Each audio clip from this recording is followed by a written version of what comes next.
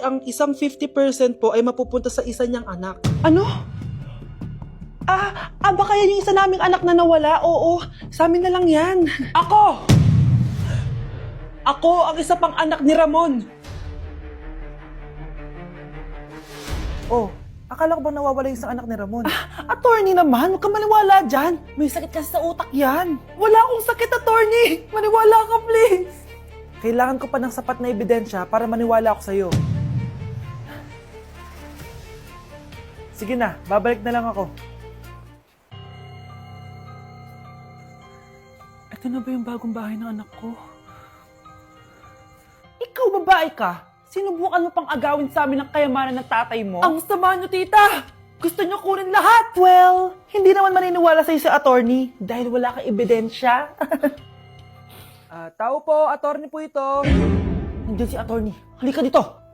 Ayan, ikukulong muna kita dito sa bodega hanggat hindi ko pa nakukuha mga kayamanan.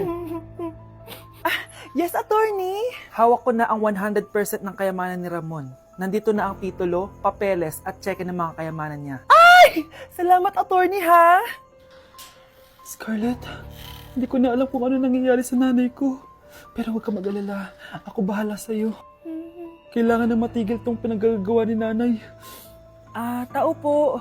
Sino ka? Ako po yung nanay ni Scarlett, yung anak din ni Ramon. Totoo ba to? Pinagsasabi mong babae ka? Kami lang ang pamilya ni Ramon. Attorney, huwag ka magpaniwala dyan. Peke yan. Hindi to peke. Pwede mo ipacheck to sa attorney. Kaya ilabas mo na siya. Kinulong po ni nanay si Scarlett sa bodega. Ha? Anak?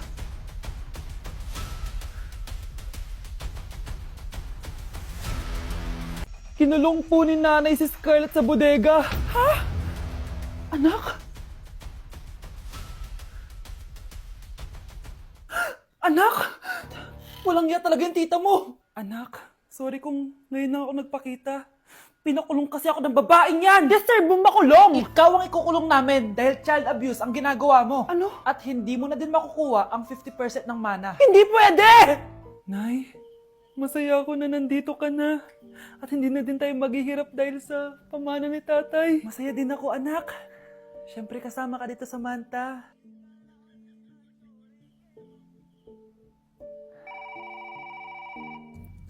Ano ba? Bakit tawag ka ng tawag, ha? Oo, wala silang kaalam-alam. Sige na, baka mahuli pa tayo. Sa wakas, sa atin na ang mana. Maghahati tayo dito. Palayasin mo na yung mga batang yun, ha? Ako bahala. Ang galing talaga natin magpanggap date. Mga anak, aalis na tayo dito sa bahay. Lilipat tayo sa mas malaking bahay. O eto, mga gamit nyo, inimpake ko na. Talaga, Nay? Scarlett, huwag kang maniwala dyan. Nagpapanggap lang yung nanay mo. Samantha, ano yung mga pinagsasabi mo? Magjowa sila ni attorney. Sinet up nila tayo. Ganyan ba ang ugali mo, Samantha? Kaparehas ng nanay mong sinungaling? Samantha, ano ba? Kung ayaw mo sumama, edi wag.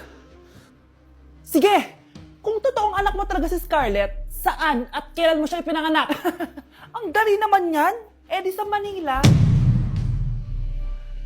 Pinanganak ako sa ibang bansa.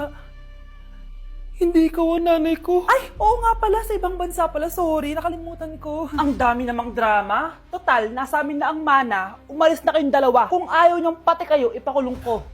Kung meron mang makukulong, kayong dalawa yon. Salamat sa pagtawag, Samantha. Inaaresto kita, attorney, sa kasong panloloko. Palpak ka talaga! Naisahan niyo ako ngayon, ha? Hindi pa ako tapos sa inyo. Talagang sinira mo yung sarili mo, attorney, para sa pera. At ang dami mo na palang naloko. Samantha, huwag na tayo maghiwalay, please. Oo, Scarlett. Dito lang ako palagi sa tabi mo. Kayong dalawa, mag-ingat kayo palagi, ha? Gamitin nyo na maayos sa pamana ng tatay nyo. Salamat po. Nakikiramay po ako sa pagkawala ng asawa nyo. Masakit para sa amin ang pagkawala niya. Kailan pala namin makukuha yung mga ipapamana niya sa amin? Ipaprocess pa po namin yun, ma'am. I-update na lang po namin kayo. Sige po, attorney. Sakit ng pagkawala niya. Nay, tignan mo, may medal ako. Oh, ano namang paki ko dyan? Di ka ba proud sa akin? Hindi. At wala akong paki sa'yo.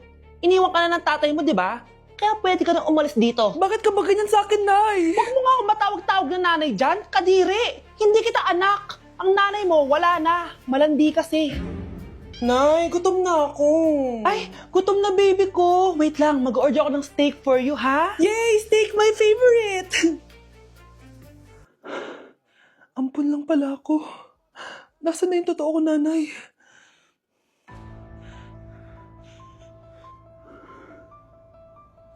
Tulog sila.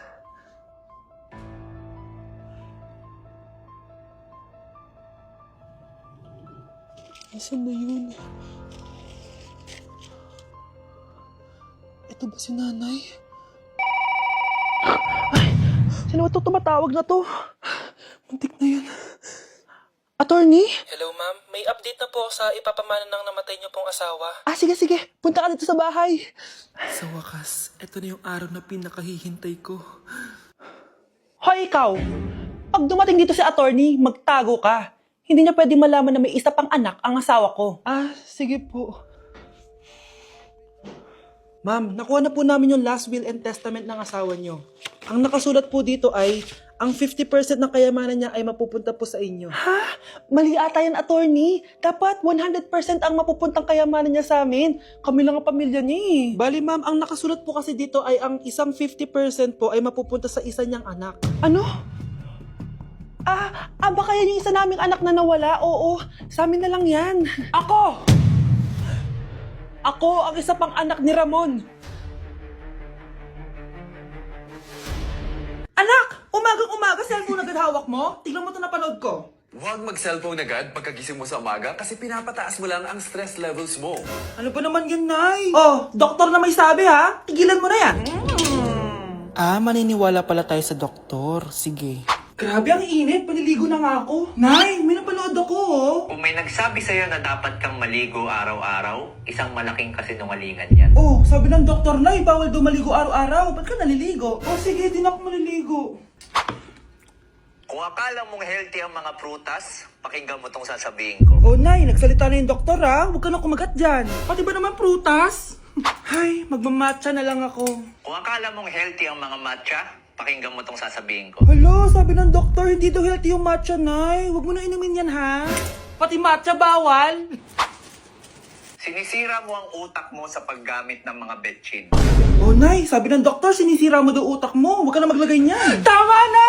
Oo na, lahat ng ginagawa ko masama sa akin. O sige na, ititigil na ako. Basta mag-cellphone na ako, ha. Sige na, mag-cellphone ka na. Pero huwag ka magpupuyat, ha. Masama pa rin yon. Malaking kasinungalingan yung sinasabi nilang bawal ka magpuyat. Anong sabi mo, Nay? Sabi ng doktor, pwede naman eh. Bye! Wow! Anak, di ako makapaniwalang may pinapatayo na tayong bahay. Nay, deserve natin to. Ang tagal niyo din to pinaghirapan. Ma'am, saan ko po ilalagay itong mga semento? Doon na lang sa gilid, kuya. Sige po, ma'am. Excited na ako matapos tong bahay natin, anak. Saan dito? Hoy, huwag ka pupunta dyan! Grabe nangyari sa Kawawa kanya. naman siya. Ba't ang daming tao? Engineer, anong meron? Ma'am, yung isa sa mga trabahador namin, nakuryente tapos natabunan ng semento. Ayun, namatay. Ha? Paano nangyari yun? May nag-utos ata sa kanya na ilagay yung semento sa gilid. Madami live wire dun eh. Ay. Ang problema, ma'am, kung tatanggalin pa namin yung katawan niya sa ilalim ng semento, baka hindi agad matapos tong bahay niyo. Hindi pwedeng hindi matapos agad tong bahay na to. Di bale, babayaran ko na lang yung pamilya nung namatay. Nay, sigurado ka ba? Sige po, ma'am. Sige na, ituloy niyo na yan. Congrats po, ma'am. Natapos din yung bahay niyo. Ang ganda, di ba? Wow, ang ganda. Maraming salamat, engineer. Una na po ako, ma'am. Anak, tara pasok na tayo. Wow, ang ganda ng loob. Nay, hindi talaga ako mapakali na may bangkay dito sa ilalim ng bahay natin. Huwag kang okay, anak. Kasalanan niya naman kung bakit siya namatay eh. Ay, matutulog na lang ako sa bago kong bahay. Wow, ang ganda ng kwarto ko. Ano yun? Kasalanan mo kung bakit ako namatay. Nay! Kuya, sundan mo yan. Sige po, ma'am. Sinasabi ko na nga ba may tinatago ka sa akin. Ayan, kuya, huminto ka dito. Magloloko ka na nga lang sa matanda pa. Hoy, bayad mo! Humanda ka talaga sa akin.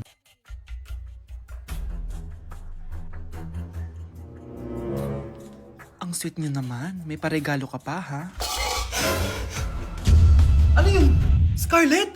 Anong ginagawa mo dito? Manloloko ka! Pinagpalit mo ako dito sa matandang pangit na to? May paregalo ka pa, ha? Eh, sa akin nga, wala kang binibigyan na regalo, eh. Scarlett, magpapaliwanag ako. Manahimik ka!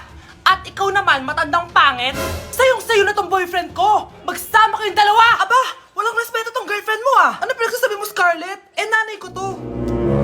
Excuse mo lang yan! Eh, mukha nga nagtatago ka kanina, eh. Nagtatago ako kasi isusurprise namin yung tatay ko. Ganitong babae ba yung gusto mo, anak? Yung walang modo? Nay, pagpasensyahan niyo na siya. Tita, sorry po. Anong sorry? Matandang pangit ako, di ba? Lumayas ka dito, babae ka! Sorry na, tita. Ayaw mo lumayas, ha? Brownie! Good boy! Tumakbo ka na!